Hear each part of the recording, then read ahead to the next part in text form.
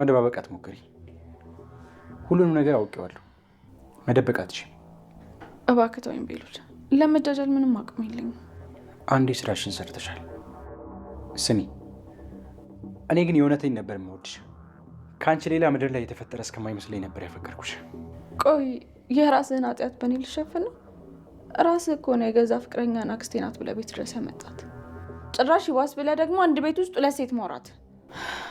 እፈር። እሺ በቃ እኔ ራሴ ችግሮች አሉብኝ፣ ተወኝ። እስቲ ዝም በይ። አፍ አለኝ ብለሽ አታውሪ። ቆይ እንዴት ነው የምታናገረኝ? አንተ ራስህ ትንሽ አታፍርም? እሺ ማን ነው? ይሄን ብቻ ንገሪ። ምኑ? ምንድን ነው የምትለኝ? የልጅሽ አባት ማን ነው? በማን የቀየርሽኛ? ማን ነው እድለኛው? ምን? መሰረት በመጨረሻ ተስፋ ቆርጣ ራሷን ለማጥፋት በወሰነችበት ጊዜ ቤሉል በሩን ሰብሮ በመግባት ቆይ ይህንን ነገር የምታደርገው ለምንድን ነው? እናትሽ አታሳዝንሽም? ቤተሰቦችሽን ለማን ጥለሽ ነው የምትሞቺው? በማለት መሰረትን ይቆጣታል። መሰረትም ከዚህ በኋላ መታገል አትችልም ደክሞኛል ብላ ተስፋ እንደቆረጠች ትነግረዋለች።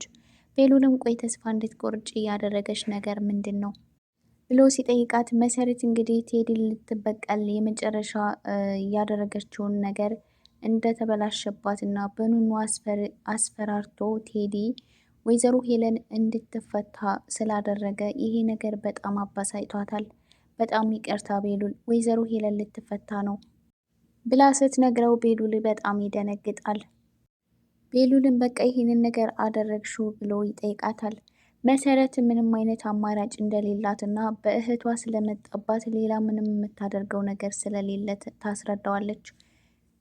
ቤሉልን በጣም ተናዶ የቴዲን ቤት እንድታሳየው ይጠይቃታል። መሰረትም እኔ ቤቱን አላውቀውም፣ ላገኘው ሄጄ ነበር፣ ነገር ግን ቤቱን ቀይሯል።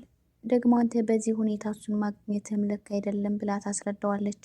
ቆይ በዚህ ቅጽበት እንዴት ነው ቤቱን ሊቀይር የቻለው ብሎ ቤሉል ሲላት፣ ቴዲ እንግዲህ በጣም አደገኛና ከባድ ሰው ነው፣ እኛ እንደምናስበው ቀላል ሰው አይደለም።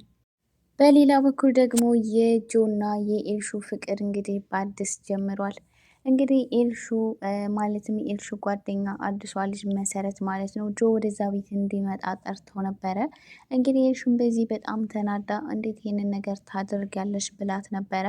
ኤልሹ እንግዲህ ከመሰረት ጋር ባላቸው ቅርርብነት በጣም እየቀናች ነበረ። ጆን ማንም ሰው ከኔ ሊወስድብኝ አይችልም እያለች ነበረ። እንግዲህ ለጆ ቆንጆ ሆና ለመታየት ራሷን አበጃጅታ ወደ ጆ ስትሄድ ጆ እንግዲህ በኤልሹ ፍቅር ፍዝዝ ብሎ ነበረ። በዚህ ሰዓት እንግዲህ መሰረት ማለትም አዲሷ ልጅ በጣም እየተናደደች ነበረ። ቆይ ለምንድን ነው እንደዚህ የምታያት እያለችው፣ ጆ ደግሞ ኤልሹ በጣም አምሮብሻል እያለ ኤልሹን ሲያደንቃት ነበረ ማለት ነው። እንግዲህ በዚህ ሰዓት ምን የተለየ ነገር አድርጋለች? የሜካፕ ዱቄት ከመቀባት ውጪ ምን አድርጋለች እና ነው ያመረባት? በማለት አዲሷ ልጅ ቅናቷን ትገልጻለች። በዚህ ሰዓት እንግዲህ ኤልሹንና ጆን ለመለያየት እኔ ልወጣ ስለሆነ ልትሸኝ ትችላለህ ትለዋለች። ኤልሹም ቀጥላ እኔም ወክ ማድረግ ስለምፈልግ አብረን እንሸኛት ትላለች። በዚህ ሰዓት አዲሷ ልጅ በጣም ተናዳ ስልክ ቁጥርህን ስጠኝ በማለት ትጠይቀዋለች። ጆ ደግሞ ጭቦ የስልክ ቁጥር ሲሰጣት የራሱን ስልክ ቁጥር ሳይሆን ዝም ብሎ ከአይምሮ የፈጥሮ ስልክ ቁጥር ይሰጣታል። ኤልሹ በዚህ ሰዓት ፈገግ እያለች ስትመለከተው ነበረ። በሌላ በኩል ደግሞ ኑኑዬ በባለፈው ቴዲ በነገራት ነገር በጣም ተናዳ መንገድ ላይ ቁጭ ብላ በምታለቅስበት ሰዓት ኤልሹ ተመልክታ ስለነበረ ለወንድሟ መኮ ተናግራ ሄዶ እንዲያመጣት አድርገው ነበረ። መኮ እንግዲህ ኑኑን ወደ ቤት ይዟት ሲመጣ በጣም እያለቀሰች እና ፊቷ ደግሞ ያለቀሰችበት አባብጦ ስለነበረ እሷ ደግሞ የከፋት ምናልባት ነፍሰ ጡር ስለሆነች በዚህ ተሰምቷት ሊሆን ይችላል ብሎ ይጠይቃታል። ቆይ እንደዚህ እያስለቀሰሽ ያለው ነገር ምንድን ነው? የልጁ አባት ልጅሽን አልቀበል ብሎች ነው እንዴ ምናምን ብሎ ሲጠይቃት ኑኑዬ በዚህ ሰዓት ደንግጣ ልጅ የምን ጽንስ ምናምን ትላለች። እንግዲህ ትላንት በሰራሁት ቪዲዮ ላይ መኮ ይህንን ነገር ሲጠይቃት ኑኑ ደግሞ አይ የምን ጽንስ ነው ብላ እንደምትለው ነገራችሁ ነበረ። በዚህ ሰዓት እንግዲህ መኮ በጣም በመደንገጥ እንዲህ ነፍሰ ጡር እንደሆንሽ እኮ ነግረሽኝ ነበረ ብሎ ሲላት፣ ኑኑዬ ደግሞ ምንም ነፍሰ ጡር የሚባል ነገር የለም፣ እኔ እርጉዝ አይደለሁም፣ እንደዛም ደግሞ አላልኩህም ብላ ትለዋለች። መኮን በቃ አንቺማ ጤነኛ አይደለሽም፣ አብደሻል መሰለኝ። ቆይ አብደሽ ልታሳብጅኝ ነው እንዴ? በማለት አስፈጥጦ ይጠይቃታል። ኑኑዬ ግን እርጉዝ እንዳልሆነችና እንደዛ የሚባል ነገር የለም ብላ ትለዋለች። እንግዲህ በዚህ ሰዓት ወደ መሰረት ክፍል ቀጥ ብላ ስትሄድ ማለትም ቴዲ የነገራትን ነገር ለመሰረት ልትናገር ስትሄድ መሰረት ደግሞ ባደረገችው ነገር በጣም ስለተናደደችባት በጥፊ ትመታታለች። አንቺ እዛ ቀጥ ብለሽ በመሄድሽ እኔ ምን ያክል እንደተጎዳሁና በህይወቴ ውስጥ በጣም ትልቅ የሚጸጽተኝን ነገር እንዳደረግኩ አታውቂም በማለት በኑኑ በጣም እንዳዘነችባት ትነግራታለች። ኑኑ የተፈጠረው ነገር ባይገባትም ቆይም ለምንድን ነው እንደዚህ የምትይኝ? እኔ እኮ ምንም ነገር ላደርግ አይደለም እዛ የሄድኩት ስለ አንቺ ላውራይ ስላለኝና አንቺን እና እሱን ለማቀራረብ ብቻ ነው የሄድኩት ብላ ትላታለች። እኔን ከእሱ ጋር አስታርቂ ብዬሻለሁ፣ ማን ሂጃለሽ ብላ አመናጭቃ ከክፍሏ እንድትወጣላት ታደርጋታለች። በዚህ ሰዓት እንግዲህ ቤሉልም እዛ ስለነበረ መሰረትን ውጭልን በማለት ከክፍል ካስወጣት በኋላ ስለ እርግዝናዋ ቤሉልም ድጋሚ ይጠይቃታል። ቤሉል እንግዲህ ኑኑን ላናገርሽ እፈልጋለሁ ባላት ሰዓት እኔ አንተን ማናገር አልፈልግም ብላለች። ምክንያቱም እንግዲህ ቤዛ አክስቱ እንዳልሆነችና እንደዋሻት ስላወቀች ከቤሉል ጋር ማውራትም ሆነ ምንም አይነት ነገር መነጋገር አትፈልግም።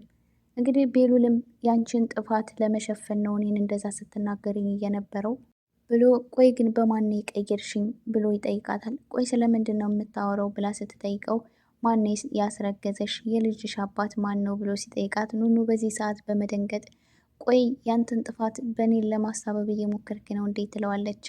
አይ እንደዛ አይደለም፣ ነፍሰ ጡር እንደሆንሽ ሰምቻለሁ፣ ግን በማን እንደቀየርሽኝ ብቻ ነገርኝ፣ እኔ አንቺ ደስተኛ ከሆንሽ እኔ ምንም ነገር አልልም ብሎ ይላታል።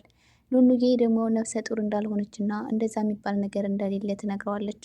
የነገረኝ እኮ የገዛ ወንድምሽ ነው፣ እሱ ደግሞ ሊዋሻ አይችልም ብሎ ሲላት ስለመሰለውና እኔ ደግሞ የውሸቴን እንደዛ ስላልኩት ነው እንጂ እኔ ነፍሰ ጡር አይደለሁም ብላ ቤሉልን ትታው ተከፍሎ ትወጣለች።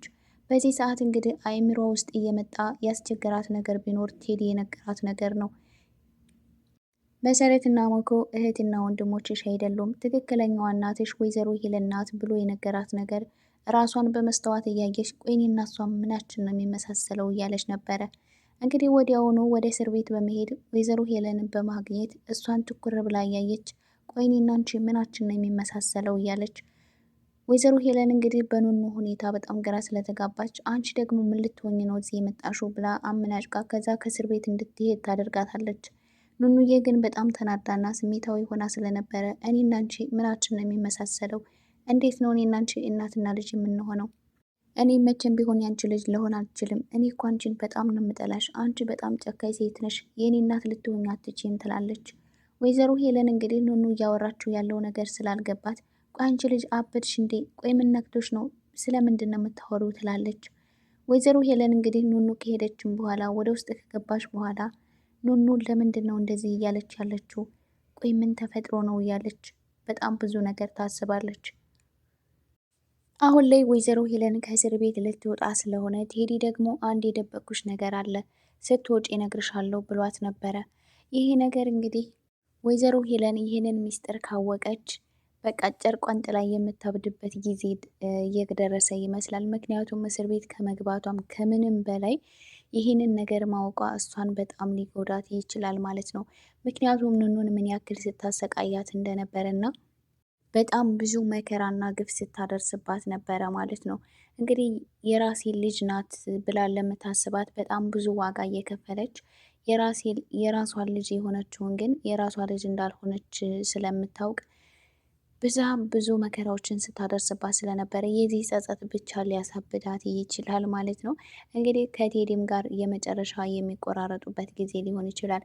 በእርግጥ ሁለቱም የተደባበቁት በጣም ትልልቅ ሚስጥር ቢኖርም ግን የወይዘሮ ሄለን ደግሞ በጣም ከባድ ነው። አብረው ሲያሰቃዩት በጣም ብዙ ነገር ስታደርጋት ቴዲ የሚያውቅ ስለነበረ ቢያንስ ለምንድን ነው ይህንን ነገር እንኳን ያልነገርከኝ ብላ ከቴዲ ጋር የመጨረሻ ሊቆራረጡ የሚችሉበት ጊዜ ነው ማለት ነው። እንግዲህ በስተ መጨረሻ ቴዲ ያላትን ነገር ለመሰረት ልትነግራት መሰረትን ላናግርሽ እፈልጋለሁ ብላት ነበረ ወደ ቤት ከተመለሰች በኋላ። ነገር ግን ደግሞ መሰረት እኔ አንቺን ላናግርሽ ይቅርና አይንሽን ማየት እንኳን አልፈልግም፣ ታጠገቤ ዞር በይልኝ ብላ ነበር ያባረረቻት። በዚህ ሰዓት እንግዲህ ምናልባት አሁን እኔን ባለማውራትሽ ሊቆጭሽ ይችላል ብላ ቴዲ የነገራት ነገር እንደሆነ ስትነግራት እንግዲህ መሰረት ልታናግራት ወደ ውስጥ ተከትላት ገብታለች።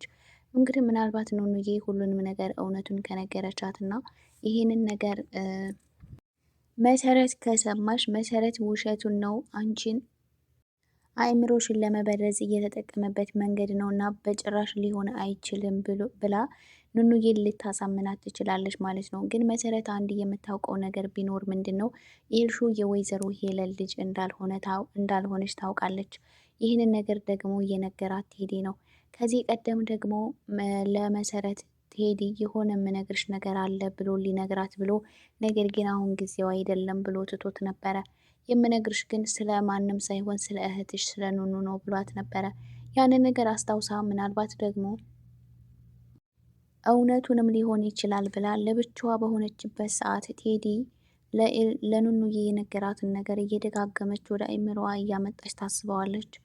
መሰረት አሁን ላይ ቴዲ የተናገረው ነገር እውነት ነው፣ ምክንያቱም እሱ በጣም ብዙ ሚስጥሮችን ያውቃል ብላ ታስባለች።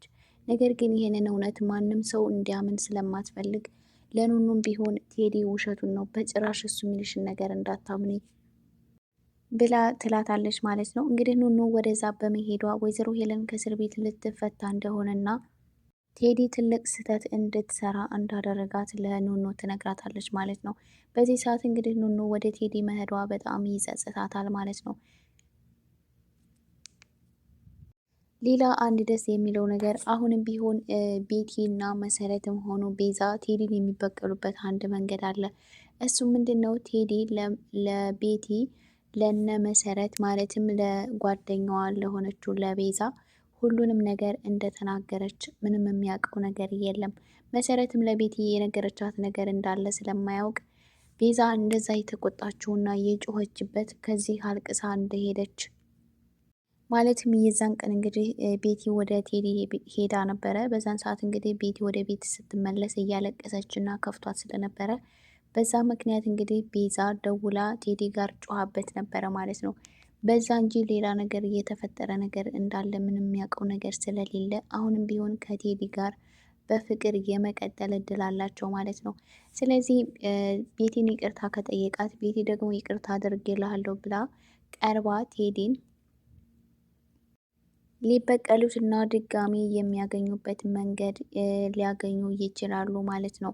እንግዲህ ይህንን ሁሉ ነገር ቴዲ ስለማያውቅ ከቤቲ ጋር እንደ ድሮ ልክ እንደ ፍቅረኛሞች ሆነው መቀጠል ይችላሉ። ቤቲ በዚህ ሰዓት እንግዲህ ጎበዝ ከሆነች እያስመሰለች ልክ እሱ እንደሚያስመስለው እሷም እያስመሰለች በደንብ አድርጋ ከነ መሰረት ጋር እየተማከረች ቴዲን ልትበቀለው ይገባል ማለት ነው።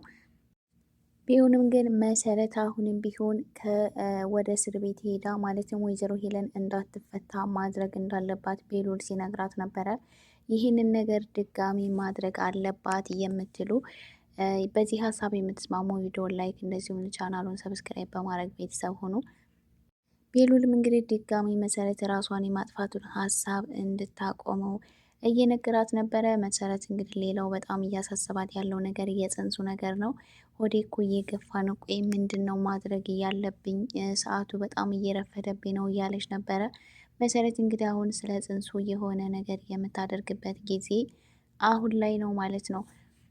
ውድ የሃይማኖት ቲዩብ ቤተሰቦች ለቻናሉ አዲስ የሆናችሁ ሰብስክራይብ እያደረጋችሁ እንደዚሁ ላይክ እያደረጋችሁ ቤተሰብ ሆኑ። በቀጣይ ቪዲዮ እስከምንገናኝ ሰላማችሁ ብዝዝት ይበልልኝ።